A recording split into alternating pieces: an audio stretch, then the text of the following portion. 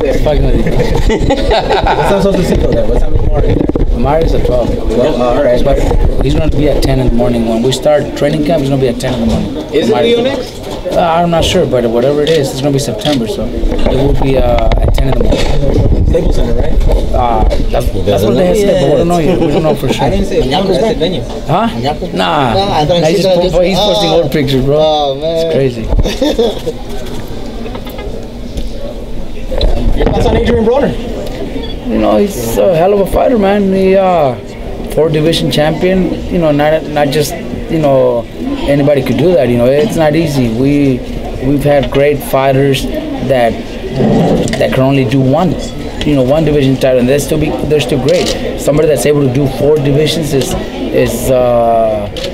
not easy, and very few can say they've done it, and he's one of them.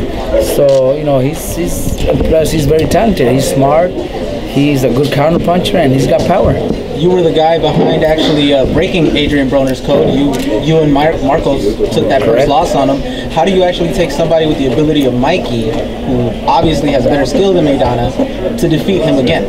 Well, look, Broner's 2 losses are to fighters that are, you know, similar style, you know, that just come forward and make it an ugly fight, which was Porter and Maidana.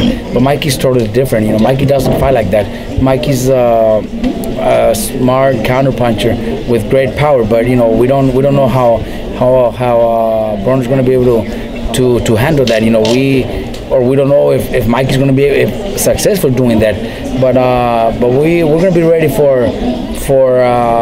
fight the way Mikey fights, and if that just doesn't work, then Mikey's going to be ready to fight similar to what, you know, Maidana did in the fight when they fought. Broner was actually kind of like downplaying Mikey, saying that all of his victories and knockout wins were like 135 and below, for maybe he not knowing, but obviously Mikey has sparred Marcos, Brandon Rios, other fighters that are even heavier than Broner himself. Your thoughts on just Broner saying that? Well, he does have a point, because all of Mikey's wins, have been at 130, or knockouts have been at 130 under, except for 2 that he did at 135. You know, he does make sense, but you know, he doesn't know that Mikey. I think Mikey hits a lot harder right now at 135 and 140 than he did at 126 and 130. Because coming down to 126 and 130 was taking a lot out of Mikey. Mikey was cutting a lot of weight, and that takes, you know, your power down. Now at 135 and 140, Mikey's comfortable, and I know, because I'm working with him, and I got my sparring partners that are welterweights telling me that Mikey hits as hard as any middleweight out there. So that's, you know, that he'll see when Mikey lands. Since Marcos beat Broner's had a lot of personal life issues. He's had some losses since then. Do you think that Mikey is getting a Broner of the same caliber that Marcos fought, or has Broner slid a little since then? Look, we're getting ready for the best Broner out there. You know, we already know that he's in training camp in Colorado, so he's taking it serious. He knows it's not an easy fight, and he knows it's pretty much do or die for him. So he's taking this fight very serious. So we're getting ready for the best Broner out there. You know, before this fight was made, how did Broner's name come up?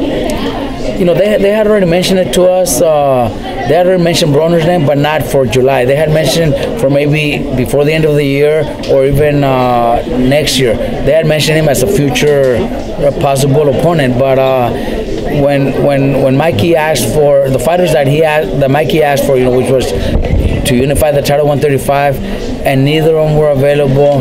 Then Mikey asked for at 140. He said, "What's out there at 140 that's available?"